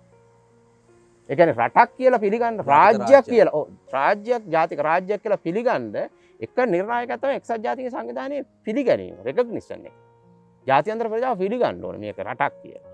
රාජ්‍යයක් කියලා ශිෂ්ට ජාතිය ශිෂ්ට රාජ්‍යයක් කියලා. රයිට්? ඒතර එහෙම පිළිගත්තොත් තමයි අනිත් රටවල එක අපිට ගණදුණු කරන්න. වෙළඳාම් කරන්න. ගණදුණු කියන්නේ මොකද්ද? වෙළඳාම් කරන්න. තාක්ෂණික සබඳතා, ආර්ථික සබඳතා, වෙළඳ සබඳතා මේවා ඔක්කොම කරන්න පුළුවන්. සංස්කෘතික සබඳතා, ක්‍රීඩා සම්බන්ධතා, අධ්‍යාපන සම්බන්ධතා. අපි දන්නවා අපි ලංකාවේ විශාල ප්‍රමාණයක් පිටරට ගිහිල්ලා අධ්‍යාපනය හදාරන. මේ ඔක්කොම අපිට අවස්ථාව දීලා තියෙන්නේ අර ජනාධිපතිවරයා ඉල්ලන්නේ પાස්පෝර්ට් එකේදී අපි බලා ගන්න කියලා. ඒ රටවලට ගියාම ඒ අපි බලාගන්නේ අපි මේවට අත්සන් කරලා තියෙන නිසා. වෙන හේතුවක් නිසා බය ජනාධිපතිවරයාට බය නෙමෙයි. එනත ශ්‍රී ලංකා රාජ්‍යයට බය නෙමෙයි. මේවා අත්සන් කරන්නේ ඔව් අපි ශිෂ්ට ජාතියක් කියලා අපි ප්‍රදර්ශනය කළා තියෙනවා. ඒක දීලා තියෙන අපි එක්සත් ජාතික සංවිධානයේ සමාජිකයෙක් වීම නිසා. ඒ නිසාම අපි මානව හිමිකම් කවුන්සිලේ සමාජිකයෙක් කියලා. ඒ නිසාම අපි මානව හිමිකම් මේ උල්ලංඝනය කරන්නේ නැහැ. මේවා ආරක්ෂා කරයි. එහෙම මේකක් තියෙනවා. දැන් මේකේ ඇත්ත වශයෙන්ම දේශපාලනයක් නැහැ කියලා කියන්න බෑ. මේකෙන් වාසියක් එනවා සමහර රටවලට. අමිත එක්සත් ජනපදයේ වෙන්න පුළුවන්. මහ බලවතුන්ට චීනෙට වෙන්න පුළුවන්. මහ බලවතුන්ට එහෙම යම්කිසි මේ රටවල් පාලනය කිරීමේ හැකියාවක් තියෙනවා මේක හරහා. දැන් ඒ බලපෑම ගැන අපි තව කතා කරනවා නම් දැන් රටක් තමන්ගේ විදේශ ප්‍රතිපත්තිය හැසිරවිය යුත්තේ චීනයේ පැත්තටද එහෙම නැත්නම් ඇමරිකා එක්සත් ජනපදයේද ඉන්දියාව පැත්තටද කියලා තීරණය කරන්නේ මානව හිමිකම් කවුන්සිලේ ක්‍රියාකාරීත්වය තුළ ඍජුවනේ වක්‍රව. හරි. දැන් අපි දන්නවා ශ්‍රී ලංකාවට තියෙන ලොකුම චෝදනාවක් තමයි චෝදනාවක් නෙමෙයි. අතර මේක ලංකාවේ විදේශ ප්‍රතිපත්තිය ලංකාව චීනයට සමීපයි කියන කාරණා. ගොඩක් අපි චීනයේ පස්සෙන් යනවා කියන්නේ. අපි චීනයට නැඹුරුයි කියන්නේ. මීට පෙර තිබුණේ අපි බටහිරට නැඹුරුයි කියන්නේ. හරි. නමුත් මේ 2000 වර්ෂයෙන් පසු අපි චීනයට අපි කොහොමද මේ සමීප වුනේ? අපි චීනයට ගිහිල්ලා අඬගන්න චීනය ආවෙත් නෑ අපි ඕගොල්ලෝ පස්සෙන් එනවා කියලා කිව්වේ නෑ. අපි මේක උනේ කොහොමද? අපිට මානව හිමිකම් කවුන්සිලය තුල ආපු චෝදනාවලට අපිට එරෙහිව ඉදිරිපත් වුණා යෝජනා ඒවා සම්මත කර ගැනීම සඳහා අපි චීනයේ සහාය පැතුවා. චීනය කියන්නේ ආරක්ෂක කවුන්සිලේ සමාජිකයෙක්, නිත්‍ය සමාජිකයෙක්. පංච මහ බලවතුන්. ඔව්. නිත්‍ය මහ බලවතුන්ගෙන් එක්කනේ. ඒතකොට ඔවුන් නිත්‍ය සමාජික ආරක්ෂක මණ්ඩලය. ඒතකොට ආරක්ෂක මණ්ඩලයේ හරහා මානව හිමිකම් කවුන්සිලයේ යෝජනා කරන යෝජනාවක් සම්මත වෙන්නේ ආරක්ෂක මණ්ඩලය. ආරක්ෂක මණ්ඩලයට පුළුවන් ඕන යුද්ධ ප්‍රකාශ කරන්න. ඒ කියන්නේ සාමසාධක හමුදාවක් එවන්න පුළුවන් අපේ රටකට. ඒ විතරයි නෙවෙයි. ආර්ථික සම්පාදක පනවන්න පුළුවන්. සමාජ සම්පාදක වෙන්න පුළුවන්. තානාපතිවරු ඉවත් කර ගැනීම වැඩ පිළිවෙලක් වෙන්න පුළුවන්. ට්‍රැවලින් බෑන්ඩ් වෙන්න පුළුවන්. ඒ කියන්නේ ගමන් බිමන් සීමා කරන්න පුළුවන්. ලාංකිකයින්ට එන්න එපා කියලා කියන්න පුළුවන් රටවල් වල. මේ වගේ විශාල මේ සම්බාධක ප්‍රමාණයක් තියෙනවා. මේක කරා දකුණු අප්‍රිකාවට සිම්බාබ්වේ වගේ දකුණු අප්‍රිකාවේ ඔබ දන්නවා වර්ණවාදී ප්‍රතිපත්තිය අපාතයිඩ් පොලිසි කියලා අපි කියනවා. මේ මැන්ඩෙලාගේ කාලේ තිබුණේ. ඒතර මේවට මේ වගේ රටවලට මේක ඇප්ලයි කරා. ඒ රටවල් හුදකලා කරා. එතකොට දැන් මේක තමයි කරන්න පුළුවන් එක පැත්තෙන් කරන්න පුළුවන් බලපෑම. එතකොට ලංකාවේ ඇත්තටම ලංකාව චීනයේ ආරක්ෂක මණ්ඩලයේදී චීනයේ සහාය ලබා ගැනීම චීනයට නිෂේධ බලය තියෙනවා. එක ආරක්ෂක මණ්ඩල නිත්‍ය සමාජිකයින්ගෙන් එක්කෙනෙක් විරෝධය ප්‍රකාශ කරොත් ඒ යෝජනාව සම්මත වෙන්නේ නැහැ. ඒතර අපිට රුසියාව සහ චීනය තමයි මේ සඳහා උදව් කරේ. එතකොට හැබැයි ඒත් එක්කම අපිට ඒගොල්ලෝ ඒ උදව්ව එහෙන් දුන්නා වක්‍රාකාරව සිද්ධ වුණේ අපි චීනයේ පැත්තට නැඹුරු වුණා. පැහැදිලිද? ඒතර චීනය අපේ රටට ඒගොල්ලෝ ඇවිල්ලා විශාල වශයෙන් ආයෝජනය කරා විශාල වශයෙන් අපි ඒගොල්ලෝගෙන් ණය ගත්තා. අරගොල්ලෝ අනිත් පැත්තෙන් අනිත් පාර්ශවයෙන් ඈත් වුණා. ඒතර අපි නමුත් ලංකාව වගේ රටකට මේ ජාත්‍යන්තර සංවිධානයත් එක්ක මානව හිමිකම් කවුන්සිල් එක්සත් ජාතික සංවිධානය මේ වගේ එක්ක ගණදෙනු කරනකොට අපේ ඉතිහාසය තමයි අපි ටිකක් මේ පොඩ්ඩක් අපි එකට කියනවා මධ්‍යස්ථ නොබදි ප්‍රතිපත්තිය තමයි අපි අනුගමනය. ඒතර අපේ නොබදි ප්‍රතිපත්තිය පවා අපෙන් ඉවත් වෙන්න හේතු වෙලා තියෙන්නේ මේ මානව හිමිකම් පිළිබඳ එක්සත් ජාතික සංවිධානයේ මානව හිමිකම් කවුන්සිලේ අපිට කරපු බලපෑම. එතකොට මේ ආකාරයට රටක විදේශ ප්‍රතිපත්තිය සම්බන්ධයෙන් පුළුවන් බලපෑම් කරන්න, ඒ රටේ සංවර්ධනය සම්බන්ධයෙන් බලපෑම් කරන්න පුළුවන්. ඒ රට කුමන ඒ රටේ ආර්ථික ප්‍රතිපත්තිය සම්බන්ධයෙන් බලපෑම් කරන්න පුළුවන්. මේ විවිධ ක්ෂේත්‍ර ඔස්සේ විශාල බලපෑමක් ඇත්තටම කරන්න පුළුවන්. හැබැයි තවමත් අපි කවුරුත් බලන් ඉන්නේ අපි දන්නවා ලංකාවේ බොහොම ප්‍රසිද්ධයි විදුලි පුටුව කියන කාරණේ. ඒ කියන්නේ දඬුවම් ලැබීම. ඇත්තටම දඬුවම් ලැබීම ඒක මේ අපිට පියවි ඇසට පෙනෙන්න තරම් එහෙම දෙයක් සිදු නොවුනට මේව තමයි ඇත්තට වශයෙන්ම දඬුවම්. මේ තමයි දඬුවම්. දැන් අපි ලංකාවට එරෙහිව මෙවර සම්මත වෙච්ච යෝජනාව. ඒතර මේ යෝජනාවේ තියෙනවා ලංකාවේ අධිකරණ පද්ධතිය ප්‍රතිසංස්කරණය වෙති ලංකාවේ ෆැක්ට් ෆයින්ඩින් මිෂන් එකක්. එහෙම නැත්නම් ලංකාවේ මානව හිමිකම් කඩවීම සම්බන්ධව සොයා බැලීම සඳහා මානව හිමිකම් එක්සත් ජාතීන්ගේ සංවිධානයේ කමිටුවක් පත් කිරීම සම්බන්ධ යෝජනාවක් තියෙනවා. ඒ වගේම ශ්‍රී ලංකාවේ විශාල වශයෙන් මානව හිමිකම් කඩවීම සම්බන්ධව මේ කඩවීමට ලක් වෙන ආයතන ප්‍රතිසංස්කරණ කළ යුතුයි කියලා යෝජනා ඉදලා. ඉතින් මේ විවිධ යෝජනා ඉදිරිපත් වෙලා තියෙනවා. එතකොට දැන් සාමාන්‍යයෙන් ආයෝජකයෙක් රටකට එනකොට බලන්නේ ඒ රටේ මේ කැඩපත විදිහට භාවිතා කරන්නේ මේ රට කොයිතරම් මානව හිමිකම් ආරක්ෂා කරනවා. අර ඔවුන් විශාල ධනයක් ආයෝජනය කරන්නේ. මේ රටේ කොහොමද කම්කරු තත්ත්වය පිළිබඳව තියෙන මේ කොහොමද මේ රටේ මේ රාජ්‍ය පුරවැසියන් දිහා බලන්නේ. මේව දිහා බලලා තමයි ආයෝජනය කරන්නේ. ඒකට හේතුව ඒ ආයෝජකව සිටින රටවල තියෙන මානව හිමිකම් පිළිබඳ සංස්කෘතියක් තියෙනවා. right? ඔවුන් එන්නේ අද ඇවිල්ලා හෙට යන්න නෙමෙයි එන්නේ. දීර්ඝ කාලයක් මෙහි ඉන්නේ. සහ ඇත්ත වශයෙන්ම දැන් සංවර්ධනයෙන් පවතින රටවල ආයෝජනය කිරීම ඇවිල්ලා ඒ රටවලට කරන සපෝට් එක. උදව්ව. එතකොට මේ උදව්ව කරන්නේ උදව්ව කිරීමේදී ඔවුන් බලාපොරොත්තු වෙන ඔවුන්ගේ හර පද්ධති අගයන්.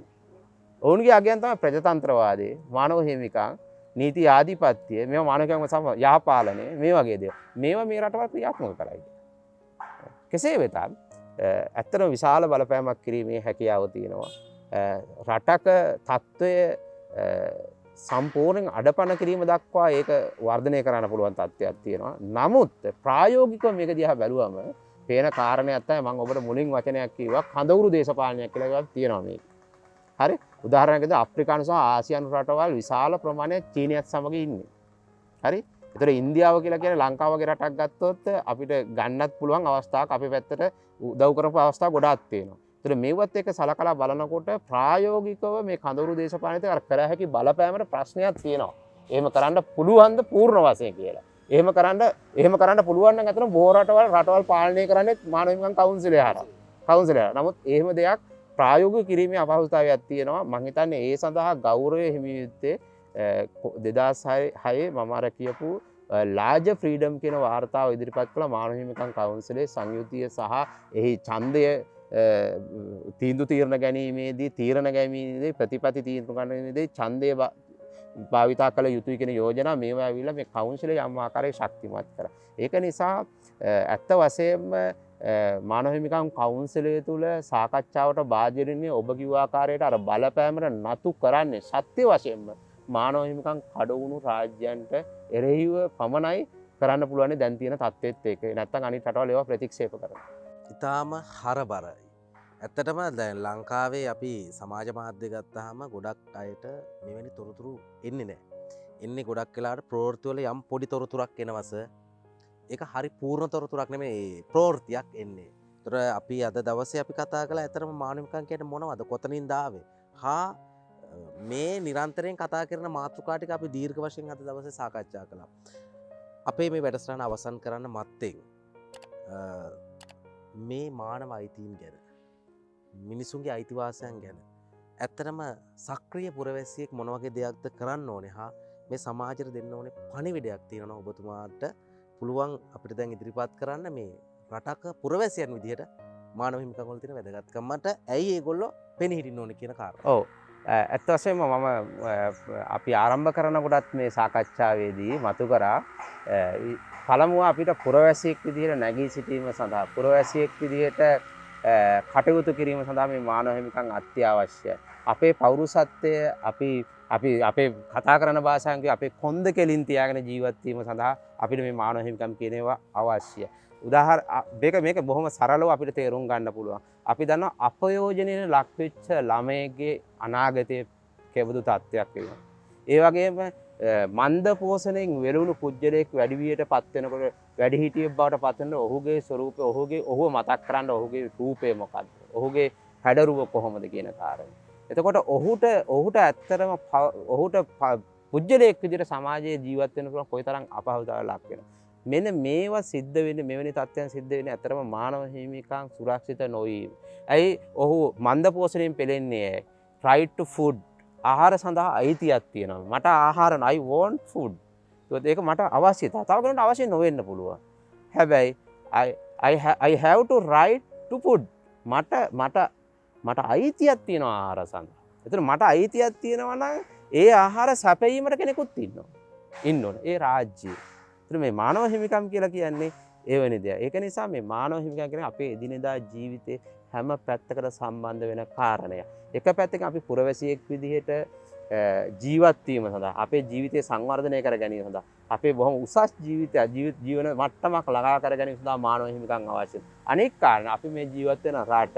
එතකොට අපේ රට අපි කැමැති හෝ වේවා අකමැති හෝ වේවා අපේ රට දිහා ජාත්‍යන්තර ප්‍රජාව බලන්න දෘෂ්ටිය තමයි පර්ස්පෙක්ටිව් එක තමයි මානව හිමිකම් කියන්නේ. ඒක අපි කැමති වෙන්න පුළුවන් අකමැති වෙන්න පුළුවන්. එතකොට අපේ රට ජාත්‍යන්තර ප්‍රජාව තුළ ශිෂ්ට ජාතියක් බවට පත් කරගන්න මානව හිමිකම් සුරක්ෂිත කිරීම අත්‍යවශ්‍යයි. එතකොට අපිට පුරවැසියෙක් වශයෙන් වගකීමක් තියෙනවා සහ පුජ්‍යලයක් වශයෙන් වගකීමක් තියෙනවා. අනිත් කාරණේ තමයි ඇයි අපිට මේ මානව හිමිකම් සුරක්ෂිත කිරීම තුළින් පුරවැසියෙක් විදිහට කරන්න පුළුවන් නේ මොකද්ද වෙන්නේ? ඇත්ත වශයෙන්ම පුරවැසියෙක් අපි සියලු දෙනාගේ මානව හිමිකම් ආරක්ෂා මම තව කෙනෙක්ගේ මානව හිමිකම් උල්ලංඝනය කරන්නේ නැතිනම් මම නිරතුරුව මම දන්නේවත් නැතුව ස්වයංක්‍රීයව මම දායක වෙනවා සමාජ සංවර්ධනය සඳහා. මම මගේ පුරවැසියෙක් විදිහට මම අනිත් අයගේ මානව හිමිකම් උල්ලංඝනය කරන්නේ නැහැ.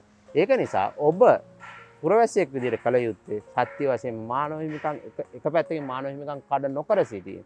අනිත් කාරණය තමයි මානව හිමිකම් කැඩෙන්නේ voiceless people ලා. හඬක් අවදි කරන්න බැරි මිනිස්සුන්.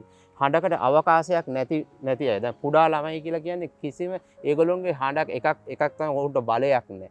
එකක් අනික් කාරණේ තමයි ඔවුන්ට හඬ අවදි කරන්න බෑ. අනික් කාරණේ තමයි ඔවුන්ගේ හඬට ඇහුම්කන් දෙන්න කෙනෙක් නැහැ. right? මේ මානව හිමිකම් නිතරම සමාජයේ කඩ වෙන්නේ සමාජයේ ආන්තික කොටස් වල, පහළ මට්ටමේ කොටස් වල, බිම් මට්ටමේ ඉන්න අය. ඒතොර ඒක නිසා මේ මානව හිමිකම් පිළිබඳ නිරතුරුවම ඔබ කළ යුත්තේ මානව හිමිකම් කඩ වෙන ඕනම අවස්ථාවක ඔබ නැගී සිටිනවා. ඒ කියන්නේ ඒ වෙනුවෙන් කතා කරන්න ඕන. ඒ එක්කම ශ්‍රී ලංකාවේ මානව හිමිකම් කොමිෂන් සභාව තියෙනවා. ඒ වගේම අපිට ව්‍යවස්ථාවෙන් හිමි කරලා තියෙන මූලික අයිතිවාසිකම් උල්ලංඝනයන්ට එරෙහිව විශේෂයෙන්ම විධායකයේ සහ පරිපාලන අංශ විසින් සිද්ධ වෙන මානව හිමිකම් මූලික අයිතිවාසිකම් උල්ලංඝනය වීමට එරෙහිව අපිට අධිකරණයේ පිහිට පතන්න පුළුවන්. ඒ වගේම මානව හිමිකම් කොමිෂන් සභාව තියෙනවා. තව ඊට අමතරව පාර්ලිමේන්තුවේ ඔම්බුඩ්ස්මන් වරයා පාර්ලිමේන්තු කටයුතු පිළිබඳව මහා කොමසාරිස්වරයා කියලා තමයි. ඔහුට පෙස්සමක් ඉදිරිපත් කරනවා. ඒ විතරක් නෙවෙයි පාර්ලිමේන්තුවේ තියෙනවා පෙස්සම් කාරක සභාවක්. අපිට පුළුවන් අපේ മന്ത്രിවරයා හරහා අපේ දුක් ගැනවිල්ල ඉදිරිපත්. මේ ආකාරයට නොඑක් මේවා පිළිබඳව ඔබ දැනුවත් වෙන්න. මේවා ඒ වගේම ඔබේ වටපිටාවේ ඉන්න අය දැනුවත් කර. මේකෙන් වෙන්නේ ශ්‍රී ලංකාව කියන රාජ්‍යයට එරෙහිවීමක් නෙමෙයි ඇත්තටම. අපි මේක මේ රාජ්‍ය සහ පුරවැසියා අතර තියෙන සම්බන්ධතාවය දියුණු කරගන්න පුළුවන් වෙන්නේ මානව හිමිකම් කියන කතිකාවතෙන් ඈත් වීමෙන් නෙවෙයි ඒකට ලං වීමෙන් ඒකට සමීප වීමෙන් ඒවා වැළඳ ගැනීමෙන් තමයි අපිට නියම පුරවැසියෙක් විදියට ඉදිරියට යීමේ හැකියාව තියෙන්නේ. අද දවසේ අපිත් එක්ක ඉතාම වැදගත් හරබර තොරතුරු ගණනාවක් සාකච්ඡා කළා මානව අයිතිවාසිකම් මානව හිමිකම් පිළිබඳව. ඉතින් වටිනා කාලය එතුමා අපි වෙනුවෙන් ඔබ වෙනුවෙන් වෙන් කරා. ඉතින් ඇත්තටම ආචාර්යතුමනි ඔබතුමාට බෙහෙවින්ම ස්තුතිවන්ත වෙනවා. අපි වෙනුවෙන් මේ වෙන් කරපු කාලය සම්බන්ධව රටේ දරුවන්ට මුළු ජාතියටම ඔබතුමාගේ දැනුම බෙදන්න අවස්ථාව ලැබේවා. ඔබතුමාගේ ජීවිතේ මේ අධ්‍යාපන ශාස්ත්‍රයේ ඉහළට යන්න තවත් මේ රටේ විද්‍යාර්ථීන්ට අවශ්‍ය දැනුම ලබා දෙන්න ශක්තිය ධෛර්යය ඔබතුමාට ලැබේවා කියලා ප්‍රාර්ථනා කරනවා. චිරන් ජයතු චිරන් ජීවතු. අයිවන් ඒ වගේම බොහොම ස්තුතියි ඔබගේ කතිකාවතට මාව සම්බන්ධ කර ගැනීම සම්බන්ධව. දුපතේ අපි ලාංකේය සමාජ සරසවිය කාලීන සමාජ ආර්ථික දේශපාලන දැනුම සංස්කෘතික දැනුම හා ඔබට අවශ්‍ය කරන ඔබේ ජීවිතය ගොඩනගා ගැනීමට අවශ්‍ය වන දැනුම තොරතුරු රැගෙන එන අපි ඔබ වෙනුවෙන් අලුත් වැඩසටහන් ගෙනෙන්න සූදානම්. අලුත් වැඩසටහනකින් හමු වෙනතුරු අපිට ලයික් කරන්න, අපිව සබ්ස්ක්‍රයිබ් කරන්න, ඒ වගේම මේ දැනුම සමාජය අනිත් අයටත් බෙදා හැරීම සඳහා ෂෙයා කරන්න. ඔබ සියලු දෙනාටම ජයග්‍රාහී හෙටක් ප්‍රාර්ථනා කරනවා. හමු යමු අලුත් වැඩසටහනක් තුලින්.